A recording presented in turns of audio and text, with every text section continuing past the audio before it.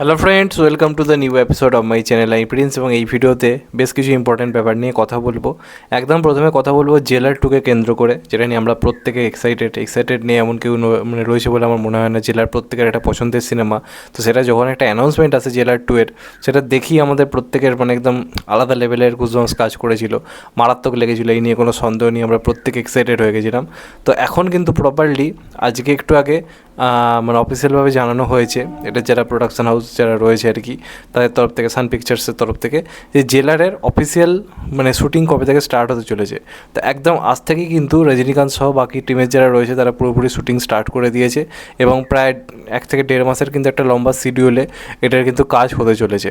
তো দেখা যাক ফাইনালি কেমন হয়। আমি তো প্রচণ্ড পরিমাণে এক্সাইটেড। অ্যানাউন্সমেন্ট ভিডিওটা যে স্কেলের করেছিল, বোঝাই যাচ্ছে আগের থেকে এটা অনেক আরও বিগ বাজেট হতে চলেছে, আরও বড় স্কেল হতে চলেছে, এ নিয়ে কোনো সন্দেহ নেই। তো আলটিমেটলি কেমন হয় সেটা একটা দেখার জায়গা থাকবে। প্লাস মানে আরও বড় সব সুপারস্টার যারা রয়েছে তাদের নাম উঠে আসছে রজনীকান্তের পাশাপাশি।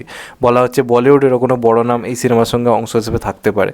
তো দেখা যাক সেটা কী হয়। কুলিতে যেমন আমরা আমির খানকে দেখতে পাবো, তবে এখানেও বলিউডের আরও কোনো বড় নামকে আমরা দেখতে পাই কিনা সেটা একটা দেখার ব্যাপার থাকবে। তো দেখা যাক শেষ পর্যন্ত কী হয়। তোমরা এটা নিয়ে কতটা এক্সাইটেড অবশ্যই কিন্তু জানিও।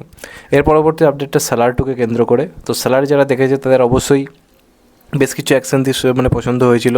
তার মধ্যে একটা, যেটা এই মেয়েটাকে বাঁচাবার জন্য যে অ্যাকশন দৃশ্যটা হয়, একটা যে ব্রুটাল রক্তাক্ত একটা অ্যাকশন সিকোয়েন্স, যেখানে আমরা বলা যেতে পারি প্রভাসের এই চরিত্রটা প্রথম সেই রেক্সটা বুঝতে পারি যে কী লেভেলের একটা ক্যারেক্টার, কী লেভেলের ব্রুটাল ভায়োলেন্স রয়েছে চরিত্রটার মধ্যে, সেরকম একটা অ্যাকশনস দেখেছিলাম। তো ওটাকে এখনও অবধি মানে সেরা একটা অ্যাকশন সিকোয়েন্স ধরা হয়ে থাকে সাউথ ইন্ডাস্ট্রির দিক থেকে।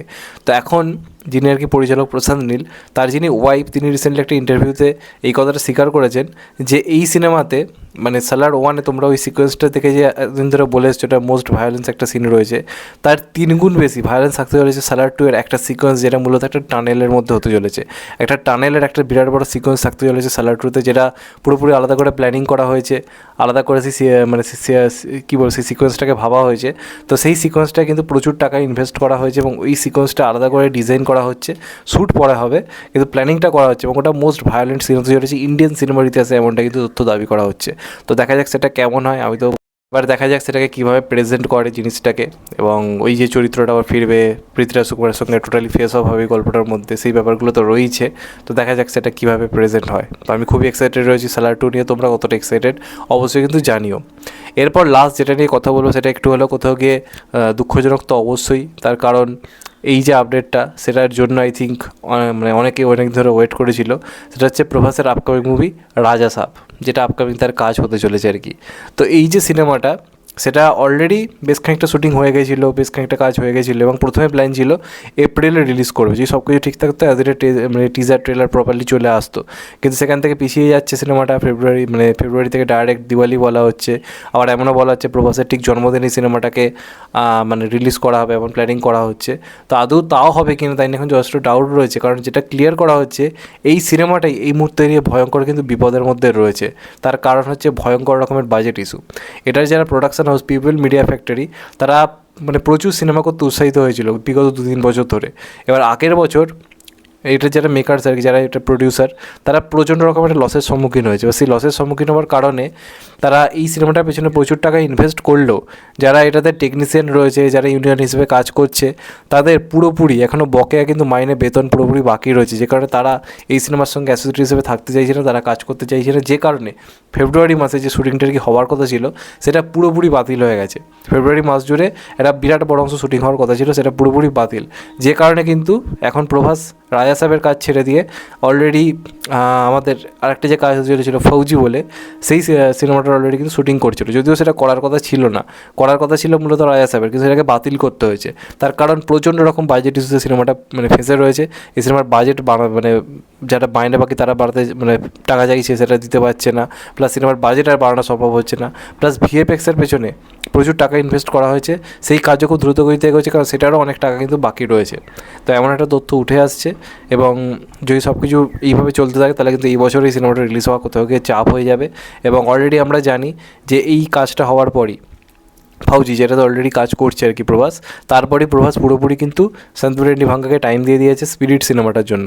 তো ওটা শুটিংয়ে পুরো ব্যস্ত থাকবে এবং সেন্থিল রেড্ডি ভাঙ্গা ক্লিয়ারলি বলে দিয়েছে তোমার যদি এই কাজটা করতে হয় তুমি কোনো শুটিং সেই সময় করতে পারবে না।